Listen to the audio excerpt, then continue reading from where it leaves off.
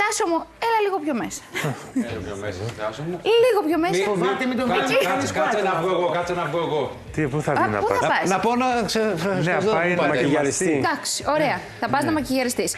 Λοιπόν, είμαστε έτοιμοι. Τάσο μου, να μας πεις πώς θα είναι ο καιρός μας το Σαββατοκυριακό. Εντάξει, θα σας δροσίσω λίγο μετά τη γυμναστική. Βέβαια, χρειάζεται. Σας δροσίσω λίγο.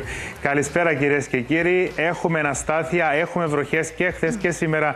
Στα ορεινά πάνω είχαμε αρκετές βροχές έτσι τοπικά. Συνεχίζει αστάθεια και Σαββατοκυριακή μέχρι και τη Δευτέρα. Από εκεί και μετά φαίνεται ότι θα ηρεμήσει η κατάσταση και θα αρχίσει να ανεβαίνει η θερμοκρασία μετά την πτώση που θα έχουμε το Σαββατοκυριακό. Πάμε να τα δούμε όλα αναλυτικά γιατί ακόμα έχουμε αναστάθεια στην περιοχή μας. Να ξέρουμε από την κάρτα εδώ Σάββατο με Κυριακή 13-14 Ιουνίου βλέπουμε την ανύψωση του αντικυκλώνα προς το Ηνωμένο Βασίλειο, θερμό ρεύμα αέρα σε αρκετές περιοχές της Ευρώπης, ενώ αυτό το ανέβασμα αναγκάζει ψυχρό ρεύμα αέρα να κατηφορήσει και να κατηφορήσει προς τη δική μας περιοχή, άρα στην ανώτερη ατμόσφαιρα να έχει ψυχρό ρεύμα αέρα. Γι' αυτό και αναμένεται να έχουμε αναστάθεια και το Σαββατοκυριακό με βροχές μεσημέρι προς απόγευμα σε ορεινά και εσωτερικό, με τη θερμοκρασία να σημειώνει μια μικρή πτώση και να είμαστε και ελαφρώς κάτω της κανονικής σε κάποιες περιοχές.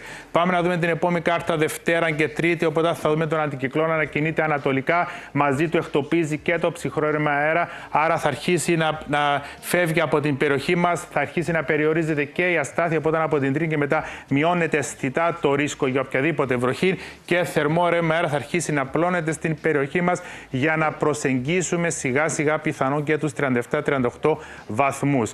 Πάμε να δούμε τώρα οι κάρτες με τη βροχή για αύριο Σάββατο. Βλέπετε ποιες περιοχές έχουν πιθανότητες. Είναι από τα ορεινά προς περιοχές του εσωτερικού και λίγο ανατολικά, όπου πιο τοπικά στον μπλε σκούρο θα έχουμε τον υβροχόπτωση με ηλεκτρική δραστηριότητα και πιθανόν και χαλάζει στα ανατολικά τμήματα από την Λευκοσία.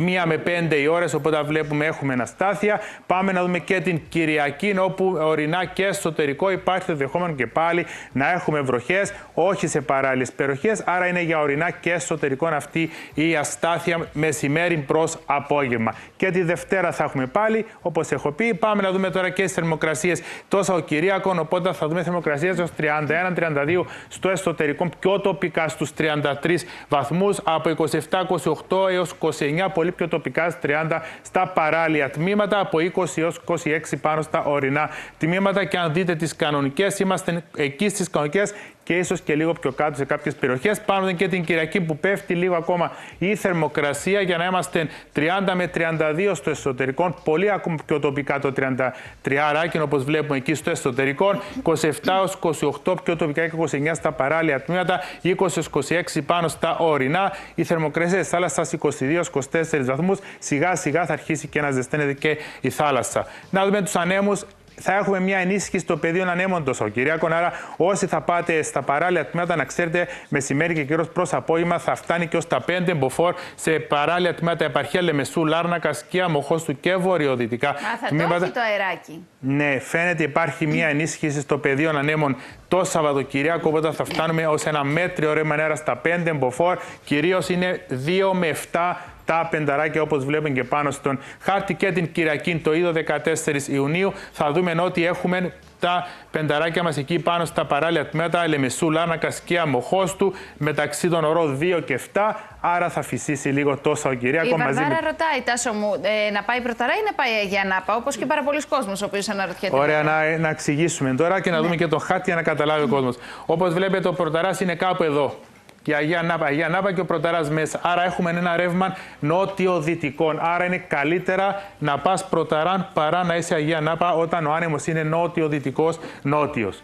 Όταν είναι βόρειος, βορειοανατολικός, φεύγεις, ναι, πας Αγία Νάπα, γιατί θα είναι καλύτερη εκεί η περιοχή. Ναι. Άρα φαίνεται ότι ναι, προς τον Πρωταρά είναι καλύτερα. Και να δούμε τώρα και λίγο την τάση καιρού, να δούμε τη θερμοκρασία. Βλέπουμε το ψυχρό ρεύμα αέρα με τον πράσινο κύκλο στην ανώτερη ατμόσφαιρα. Την πτώση θερμοκρασίας 13-14 Ιουνίου θα είμαστε εκεί 30 με 32 βαθμούς. Ενώ μετά βλέπουμε ότι θα αρχίσει να ανηφορίζει ο υδράργυρος, να πάμε να προσεγγίσουμε και 36-38 βαθμούς στο εσωτερικό τμήμα, 30 με 33 στα παράλια. Άρα ένα θερμό διάστημα 18 με 23 Ιουνίου και πιθανό μετά να ξαναπέσει η θερμοκρασία κάποιους βαθμούς. Η αστάθεια αυτές τις ημέρες μέχρι και την Δευτέρα.